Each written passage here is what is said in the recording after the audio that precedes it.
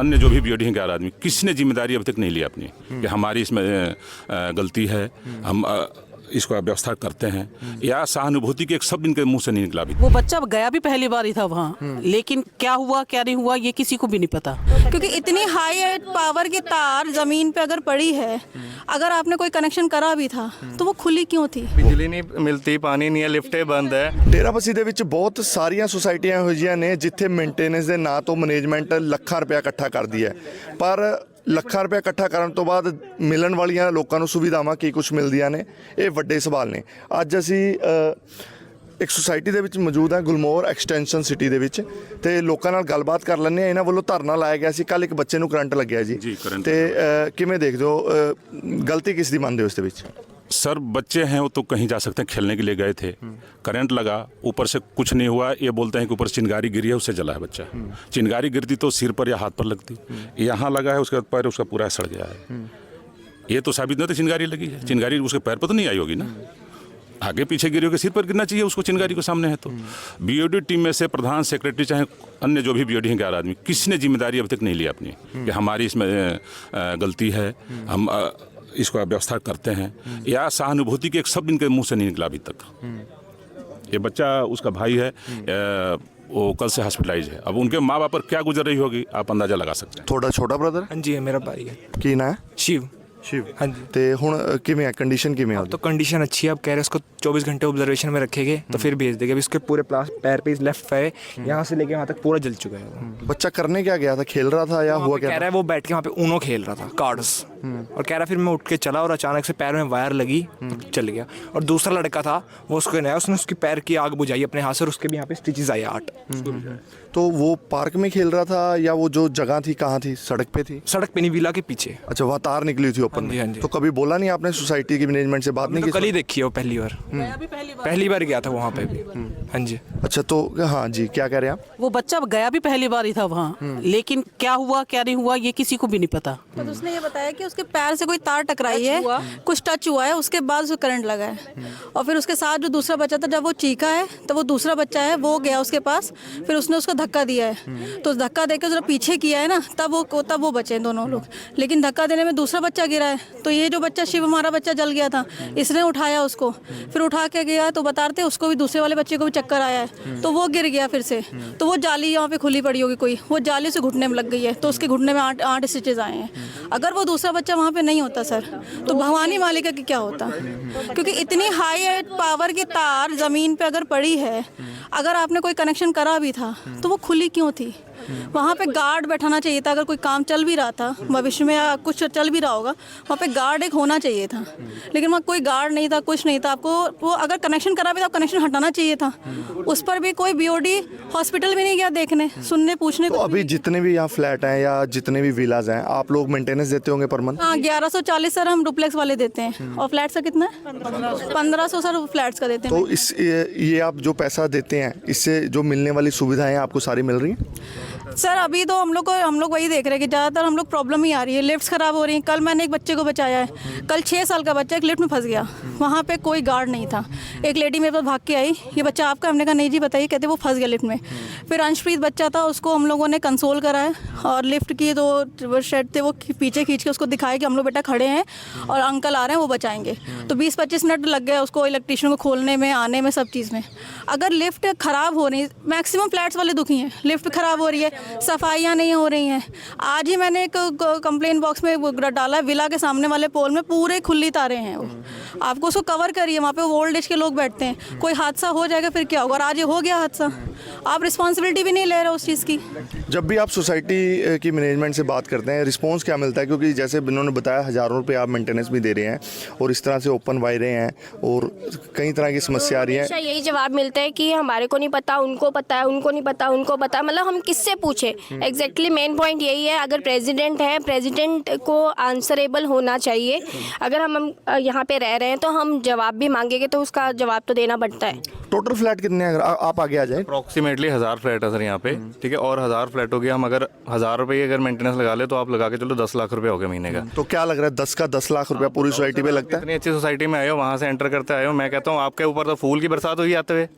हुई होगी सर आपके साथ, वहाँ पे ऐसे ही हुआ है आपके साथ? नहीं तो क्या क्या लगता है आपको? बिजली नहीं मिलती, पानी नहीं है, लिफ्टें बंद है, सोसाइटी सिक्योरिटी नहीं है सर। क्या कह रहे लाइट तो रहती नहीं सर, सारा दिन लाइट नहीं रहती है। अभी तो सर्दियां तो चल रहा है, गर्मियों में देखना पूरा दिन, कई बार रात को भी नहीं आती लाइट हमारे, इतना बुरा हाल है लाइट का। हैं? लाइट के लिए आपको जनरेटर की सुविधा भी बताई गई थी? ना कुछ भी नहीं है सर। नहीं, पहले जब आपने फ्लैट लिया था तब बताया गया था कि जनरेटर की सुविधा मिलेगी। वो सिर्फ लिफ्टों के लिए और बाहर की लाइटिंग के लिए। तो लिफ्टें फिर भी बंद हो रही हैं? लिफ्टें होती हैं बंद सर, बीच में बंद होते हैं। हाँ, बंद हो जाती है लाइट। मैं 3 बार लिफ्ट में फंस चुकी हूँ और लिफ्ट की बैल भी नहीं जा रही, दरवाजा भड़बड़ा रही हूँ, कोई नहीं आया। फिर एक लड़का आया, उसने खोलने की कोशिश की, नहीं लिफ्ट ऊपर नीचे जा रही थी, उसका डोर नहीं खोला। कितनी बार निकले आप लिफ्ट से, कितनी देर बाद निकले? मैं 10 मिनट तो रहा होगा, 10 मिनट बाद फिर पंडित जी हमारे क्या, उनका लड़का आया, इतनी सांस हुई, उसने ऐसे खोला तब मैं बाहर आई। ये V1 का हाल है। ਤਾਂ ਬਿਲਕੁਲ ਸੋਸਾਇਟੀ ਵਾਸੀਆਂ ਦਾ ਕਹਿਣਾ ਹੈ ਜਿਸ ਤਰ੍ਹਾਂ ਕਿਤੇ ਤਾਂ ਓਪਨ ਦੇ ਵਿੱਚ ਤਾਰਾਂ ਹੈ ਜਿਹੜੀਆਂ ਉਹ ਨੰਗੀਆਂ ਤਾਰਾਂ ਖੁੱਲੀਆਂ ਹੋਈਆਂ ਨੇ, ਕਰੰਟ ਲੱਗਣ ਦੇ ਹਾਦਸੇ ਜਿਸ ਤਰ੍ਹਾਂ ਕਿ ਦੱਸਿਆ ਇਹਨਾਂ ਨੇ, ਇੱਕ ਛੋਟੇ ਬੱਚੇ ਨੂੰ ਵੀ ਬੁਰੀ ਤਰ੍ਹਾਂ ਉਹ ਕਰੰਟ ਦੇ ਨਾਲ ਝੁਲਸਿਆ, ਤੇ ਦੂਜੇ ਪਾਸੇ ਇਹ ਵੀ ਦੱਸ ਰਹੇ ਕਿ ਲਿਫਟਾਂ ਵੀ ਕਈ ਵਾਰ ਅਚਾਨਕ ਬੰਦ ਹੋ ਸਕਦੀਆਂ, ਵੱਡਾ ਹਾਦਸਾ ਹੋਣ ਦੀ ਜਿਹੜੀ ਸੰਭਾਵਨਾ ਹੈ। ਹਜ਼ਾਰਾਂ ਰੁਪਏ ਤੁਸੀਂ ਦੇ ਕੇ ਕਿਹੜੀਆਂ ਸੁਵਿਧਾਵਾਂ ਲਈ ਤੁਹਾਡੇ ਨਾਲ ਗੱਲ ਹੁੰਦੀ ਹੈ ਕਿ ਇਹ ਸੁਵਿਧਾਵਾਂ ਮਿਲਣਗੀਆਂ ਤੇ ਉਸ ਤੋਂ ਬਾਅਦ ਨਹੀਂ ਮਿਲਦੀਆਂ? ਸੁਵਿਧਾ ਤਾਂ ਜੀ ਜੋ ਵੀ ਬਣਦੀ ਹੈ ਸੋਸਾਇਟੀ ਵਾਸਤੇ, ਹਰ ਇੱਕ ਸੋਸਾਇਟੀ 'ਚ ਸਾਰੀ ਕਹਿੰਦੇ ਨੇ, ਪਰ ਦਿੰਦੇ ਇੱਕ ਵੀ ਨਹੀਂ ਹੈ। ਨਾ ਦੇਣ ਦਾ ਕਾਰਨ ਕੀ ਹੈ? ਪੈਸਾ ਘੱਟ ਚਾਰਜ ਕਰ ਰਹੇ ਨੇ ਜਾਂ ਇਹਨਾਂ ਕੋਲ ਫੰਡ ਦੀ ਕਮੀ ਹੈ? ਫੰਡ ਦੀ ਕਮੀ ਨਹੀਂ ਹੈ, ਫੰਡ ਬਹੁਤ ਹੈ। 18 ਲੱਖ ਰੁਪਏ ਇਹਨਾਂ ਨੇ ਹੁਣੀ ਨਵੀਂ ਇੱਕ FD ਤੜਵਾਈ ਹੈ ਬਿਨਾਂ ਪੁੱਛੇ ਤੋਂ, ਬਿਨਾਂ ਦੱਸੇ ਤੋਂ। 22 ਲੱਖ ਰੁਪਏ ਇਹਨਾਂ ਨੇ ਇਕੱਠਾ ਕੀਤਾ ਲੋਕਾਂ ਤੋਂ ਜਿਨ੍ਹਾਂ ਦੀ ਰੁਕੀ ਹੋਈ ਸੀ। 40 ਲੱਖ ਰੁਪਏ ਦਾ ਸਾਨੂੰ ਅਗਰ ਹਿਸਾਬ ਪੁੱਛਦੇ ਆ ਵੀ ਦੱਸੋ ਹੀ ਕਿੱਥੇ ਲਾਇਆ, ਖਾਣ ਨੂੰ ਪੈਂਦੇ ਨੇ, ਗਲ ਫੜਦੇ ਨੇ, ਗਲਮੇ ਤੋਂ ਆ ਕੇ ਫੜਿਆ ਨੂੰ ਵੀ ਤੂੰ ਹਿਸਾਬ ਕਿਉਂ ਪੁੱਛ ਰਿਹਾ। GBM ਮੀਟਿੰਗ ਦੇ ਵਿੱਚ ਕੁਝ ਵੀ ਕੋਈ ਵੀ ਪੁਆਇੰਟ ਹੁੰਦਾ ਨਹੀਂ, ਮੀਟਿੰਗ ਕਰਕੇ ਪਾਸ ਕੀਤਾ ਜਾਂਦਾ, ਤਦ ਲਾਗੂ ਕੀਤਾ। ਮਤਲਬ ਤੁਹਾਡਾ ਕਹਿਣਾ ਕਿ ਪੂਰੀ ਧੱਕਾਸ਼ਾਹੀ ਜ਼ੋਰਾਂ ਤੇ ਚੱਲਦੀ ਪਈ? ਪੂਰੀ ਇੱਕ ਸਿਰੇ ਤੋਂ ਲੈ ਕੇ ਸਿਰੇ ਤੱਕ ਜ਼ਬਰਦਸਤੀ ਗੁੰਡਾਗਰਦੀ, ਪੂਰੀ ਗੁੰਡਾਗਰਦੀ ਕਰਦੇ ਨੇ। ਕੋਈ ਇਹਨਾਂ ਦਾ ਸਵਾਲ ਪੁੱਛੋ ਖਾਣ ਨੂੰ। ਗਲਾ ਕਿਹਨਾਂ ਦਾ, ਕਿਹੜੇ ਭਾਈ ਸਾਹਿਬ ਦਾ ਗਲਾ ਫੜਿਆ? ਤੁਹਾਡਾ ਗਲਾ ਫੜਿਆ ਸੀ? ਕਿਹਨੇ ਫੜਿਆ ਸੀ? ਕੀ ਗੱਲ ਹੋ ਗਈ ਸੀ? ऐसा हुआ सर, मैंने इनसे क्वेश्चन किया कि आपने 18 लाख की FD जो तोड़ी है वो सोसाइटी में किससे पूछ के तोड़ी, किस GBM में पास हुई है? यदि GBM में पास हुई है तो वो 18 लाख की FD का हमें बताया जाए, और जो आप ये काम करा रहे हो वो किस हिसाब से कराया जा रहा है तो वो बताया जाए।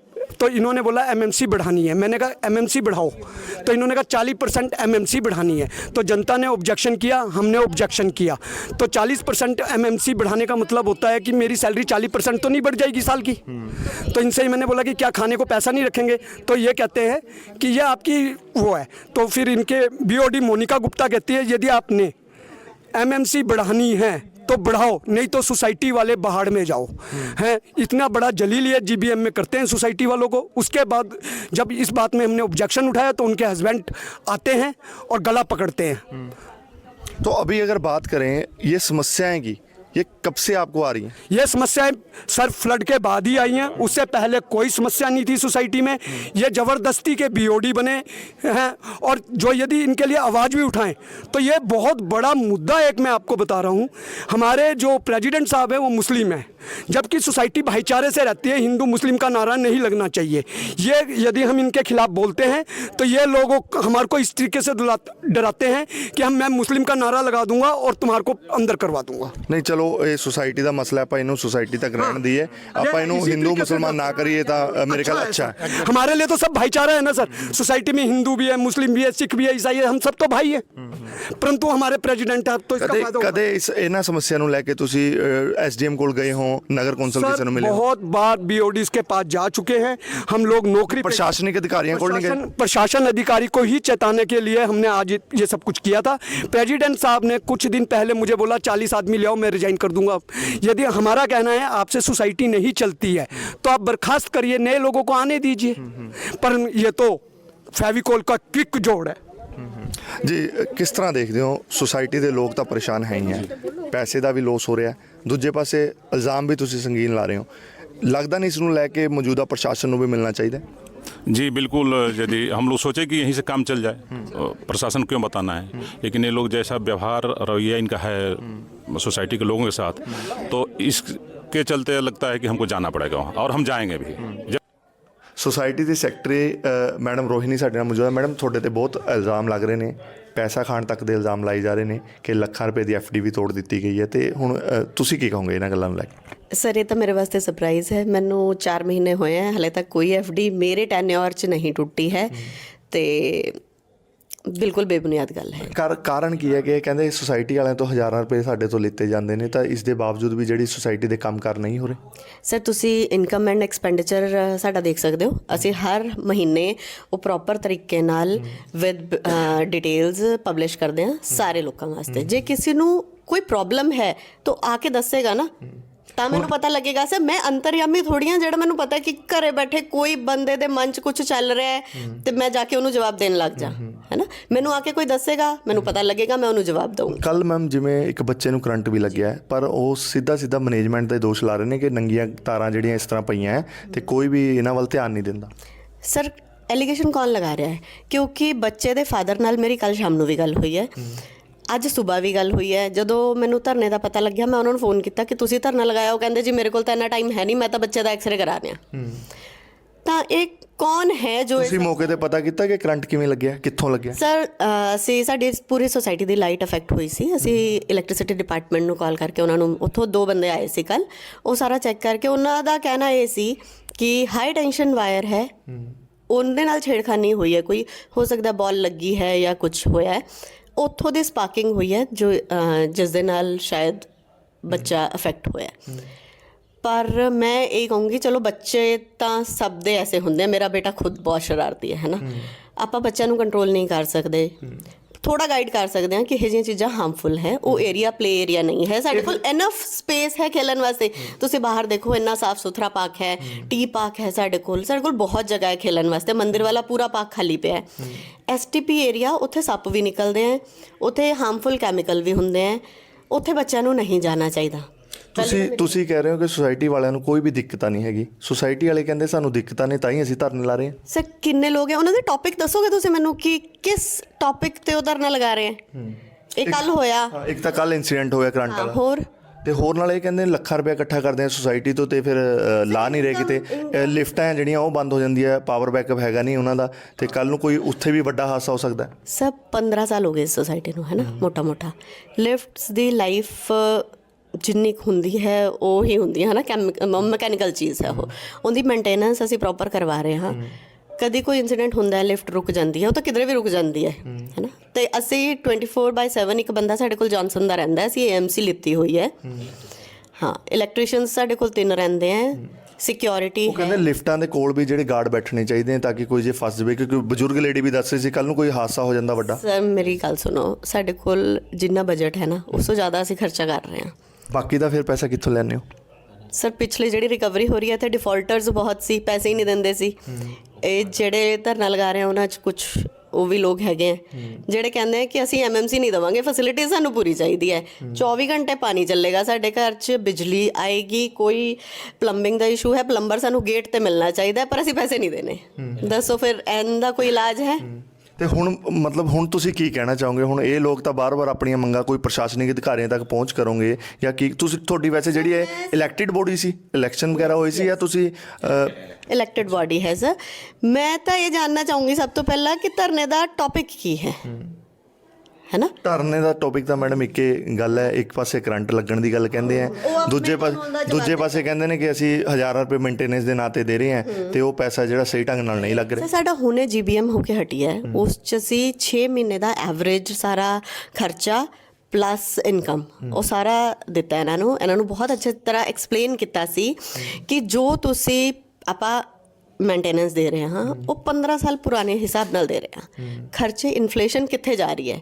ਆਪਾਂ ਜੇ ਸੋਸਾਇਟੀ ਨੂੰ ਆਪਾਂ ਨੂੰ ਵਰਲਡ ਕਲਾਸ ਐਮਿਨਿਟੀਜ਼ ਚਾਹੀਦੀਆਂ ਨਾ ਤਾਂ ਥੋੜ੍ਹੇ ਪੈਸੇ ਖਰਚਣੇ ਪੈਣਗੇ। ਜਿਸ 'ਤੇ ਕੋਈ ਐਗਰੀ ਨਹੀਂ ਹੋਇਆ, 10% ਇੰਕਰੀਮੈਂਟ ਹੋਇਆ, ਸੋ ਫਿਰ ਜਿਵੇਂ ਹੋਏਗਾ ਐਡਜਸਟ ਉਵੇਂ ਕਰਦੇ ਰਹਾਂਗੇ। ਅਦਰਵਾਈਜ਼ ਫਿਰ SDM ਨੂੰ ਹੈਂਡਓਵਰ ਕਰ ਦਾਂਗੇ, ਸਰਕਾਰ ਚਲਾਏਗੀ ਜਿਵੇਂ ਚਲਾਣੀ ਹੈ। ਜੀ ਤਾਂ ਬਿਲਕੁਲ ਇਹ ਰੋਹਿਣੀ ਮੈਡਮ ਜਿਹੜੇ ਹੈਗੇ ਮੈਨੇਜਮੈਂਟ ਤੋਂ, ਗੁਲਮੋਹਰ ਸਿਟੀ ਦੀ ਮੈਨੇਜਮੈਂਟ ਤੋਂ ਸੀਗੇ। ਸਾਫ਼ ਤੌਰ 'ਤੇ ਇਹਨਾਂ ਦਾ ਕਹਿਣਾ ਇਹ ਹੈ ਕਿ ਜਿਹੜੇ ਸਾਡੇ 'ਤੇ ਆਰੋਪ ਲੱਗ ਰਹੇ ਨੇ ਉਹ ਬੇਬੁਨਿਆਦੀ ਆਰੋਪ ਨੇ, ਪਰ ਇਸ ਤੋਂ ਬਾਅਦ ਵੀ ਜੇਕਰ ਸੁਸਾਇਟੀ ਸਹੀ ਢੰਗ ਨਾਲ ਨਹੀਂ ਚੱਲਦੀ ਤਾਂ ਅਸੀਂ SDM ਕੋਲ ਪਹੁੰਚ ਕਰਕੇ ਉਹਨਾਂ ਨੂੰ ਸੁਸਾਇਟੀ ਹੈਂਡਓਵਰ ਕਰ ਦਾਂਗੇ। ਸੋ ਹੁਣ ਇਹ ਆਉਣ ਵਾਲੇ ਸਮੇਂ ਦੱਸਿਆ ਕਿ ਆਖਿਰਕਾਰ ਸੁਸਾਇਟੀ ਵਾਸੀਆਂ ਦੀ ਸਮੱਸਿਆ ਹੱਲ ਹੁੰਦੀ ਹੈ ਜਾਂ ਫਿਰ ਸੁਸਾਇਟੀ SDM ਨੂੰ ਹੈਂਡਓਵਰ ਕੀਤੀ ਜਾਂਦੀ ਹੈ। ਸੋ ਕੈਮਰਾ ਪਰਸਨ ਕੁਲਦੀਪ ਦੇ ਨਾਲ ਦੇਵ ਸ਼ਰਮਾ, ਪੰਜਾਬ ਕੇਸਰੀ, ਡੇਰਾਬੱਸੀ।